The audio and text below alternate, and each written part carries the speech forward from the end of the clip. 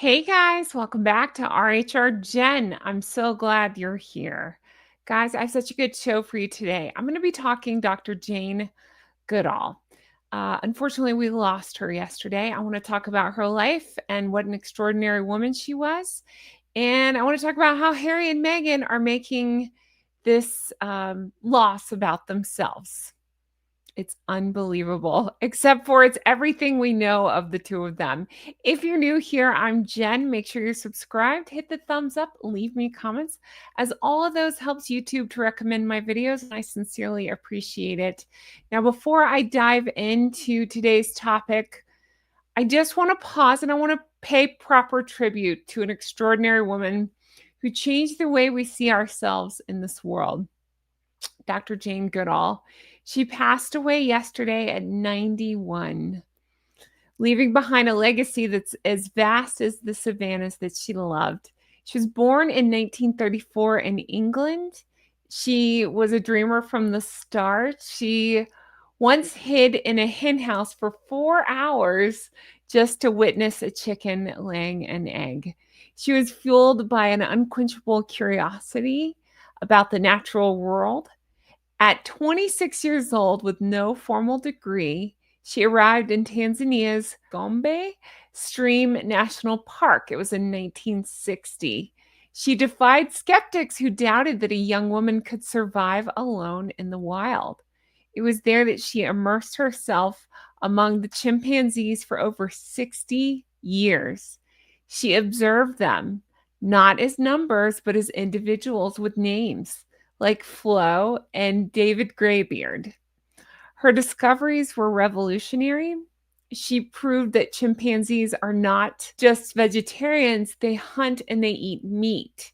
More groundbreaking still, in 1960, she watched as they fashioned tools from twigs to fish termites from mounds. So it shattered the scientific dogma that tool making was uniquely human. This insight, hailed as one of the 20th century's greatest scientific achievements, revealed our deep kinship with these intelligent, emotional beings capable of joy, of grief, of war, and profound altruism. But she didn't just stop at science. In 1977, she founded the Jane Goodall Institute, expanding her work to protect chimpanzees and their habitats worldwide. She launched Roots and Shoots in 1991, which empowered youth in over 60 countries to tackle environmental challenges through hands-on projects. As a UN messenger of peace, Dame Commander of the British Empire, and a recipient of honors like the Presidential Medal of Freedom, she traveled ceaselessly into her 90s, urging us to use the gift of our lives to make the world a better place. Her message: hope lies in action, in compassion, and recognizing that every one of us and every creature matters. So she wasn't just a primologist. She was a bridge between worlds, reminding us that we're all part of one fragile, beautiful web of life. She leaves us wiser, more connected, and with a fierce call to protect it. Rest in peace, Jane. Your light endures in every chimpanzee's gaze, in every child's dream, and every step we take toward a greener tomorrow.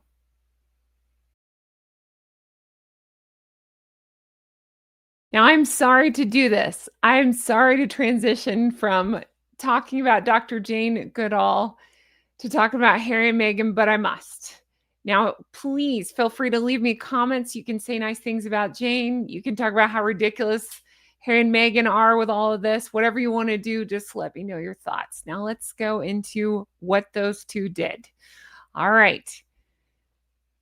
So, again, she was such an incredible woman, right? Her life was a testament to humility and curiosity and putting the planet and its creatures first. She did not chase spotlights. You see where I'm going with this? She chased truth, which makes what I'm about to talk about today all the more baffling.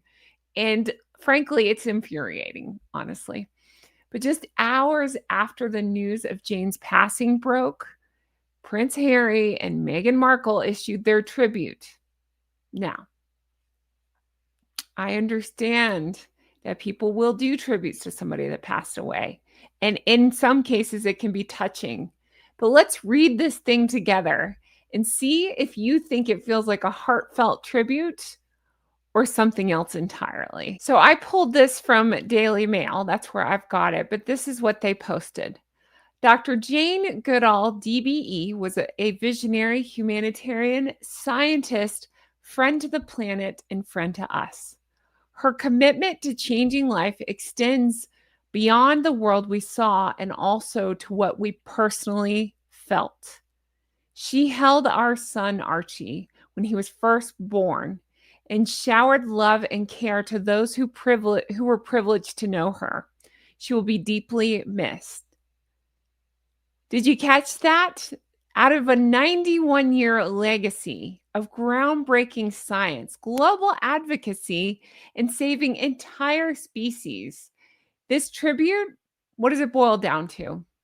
She was nice to us. She held our baby and made us feel special. It's like they're writing, I don't know, it's like they're writing, it's just about their highlight reel rather than actually writing a tribute to someone. Dr. Jane Goodall has been described as one of the most selfless icons of our time. So to describe it like that, it just really, I mean, come on. She spent decades in the Tanzanian jungle, revolutionizing how we understand animal intelligence, founding the Goodall Institute in 1977, and inspiring millions through her programs, like I mentioned. Okay.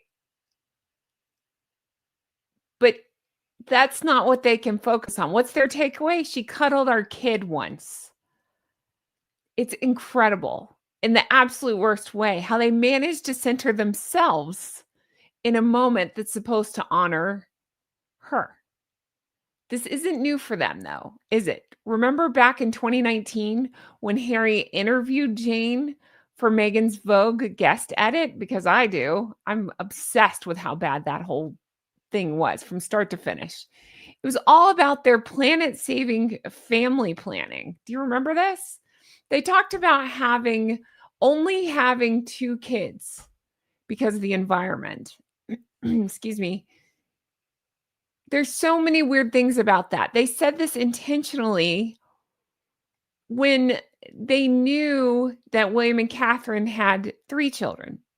They said this intentionally when Archie was a baby, and I've always said I don't like to speculate on the kids. In fact, I don't even talk about the kids. I leave them out of this. I just talk about the idiot parents. But I've always found that particularly weird, especially when there are accusations of surrogacy. If you're doing things the old-fashioned way, how do you know if you're going to have 2 kids? How do you know if the second one, you know what I mean? Like things happen and I don't want to go into reproductive stuff, you know what I mean? Like sometimes it's a phenomenon where you try to have a second kid, it doesn't work out. Or what if twins happen? Things like that. I just always found that statement so very weird. And if you believe whatever you believe happened to get their kids here, that to me ties more into that because then it's like a designer situation where you know exactly how many kids you're going to have. So that's a whole other thing. But I just found that so weird.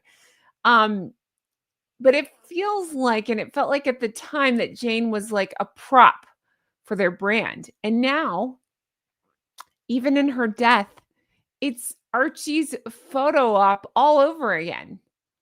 So it's like every interaction with this legend becomes an anecdote for their family. So what's the line between tribute and I would say humble brag, but it's not even a humble brag at this point. So think about the other tributes that have come in for Dr. Jane Goodall. Okay, so like Prince William had posted, she challenged us all to make a difference.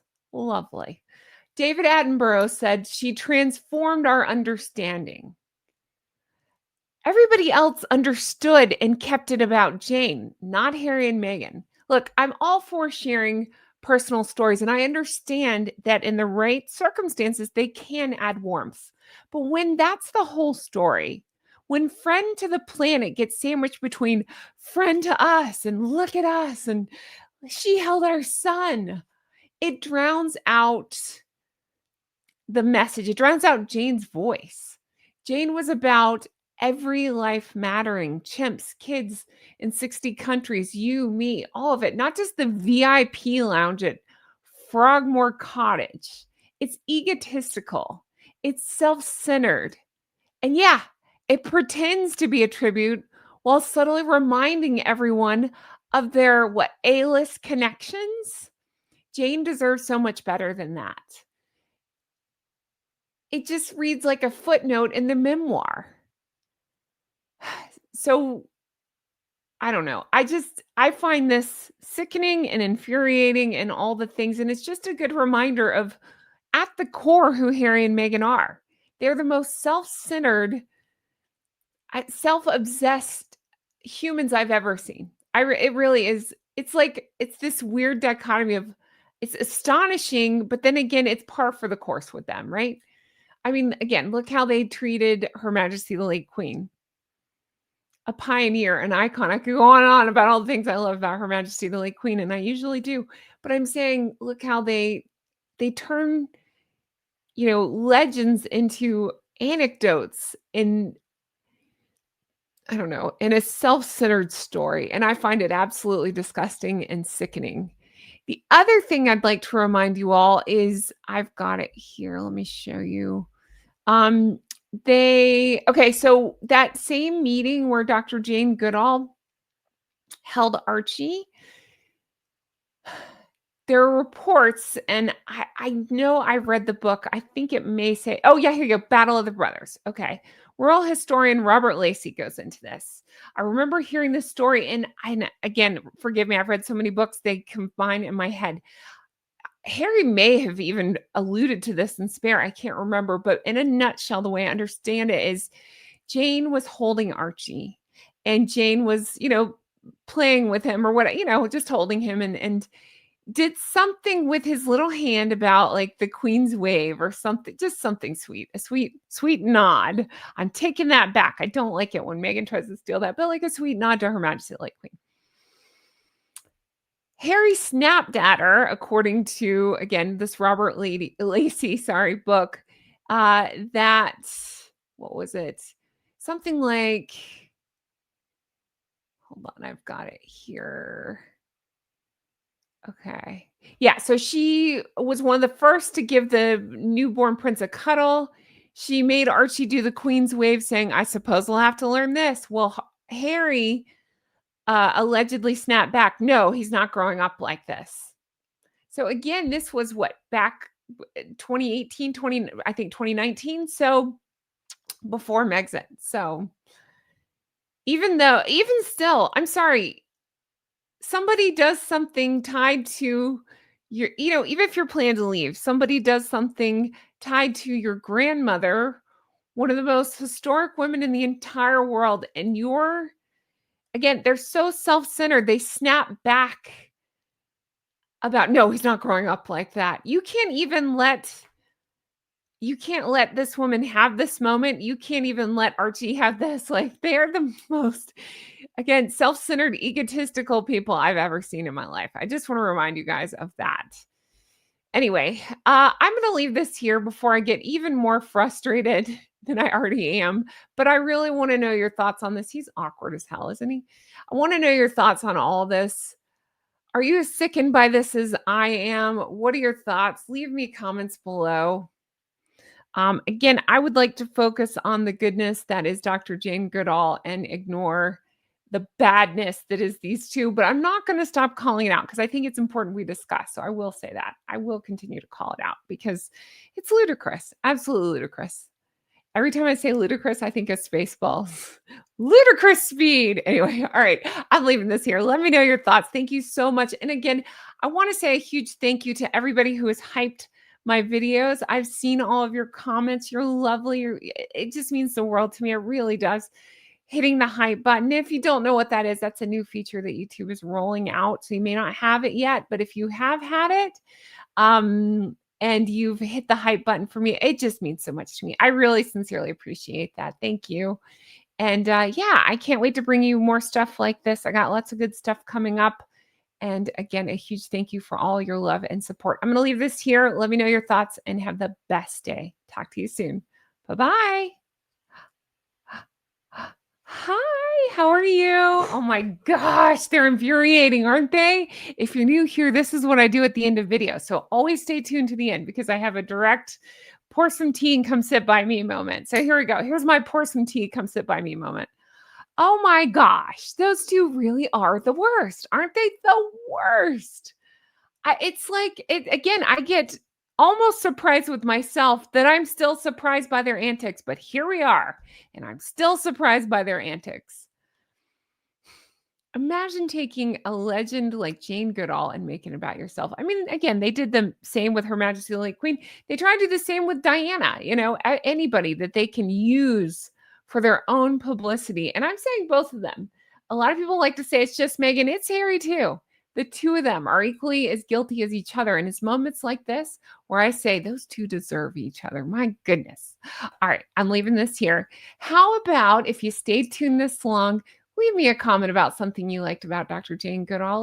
Let's make this a positive remembering of her work or her life or her, conservation efforts, whatever you want to focus on. Let's talk about that. And I mean, I don't know how to say it. Straight to hell with the other two. Anyway, thank you guys so much for watching. I can't wait to bring you more stuff like this. Have the best day. I'll talk to you again soon. Bye-bye.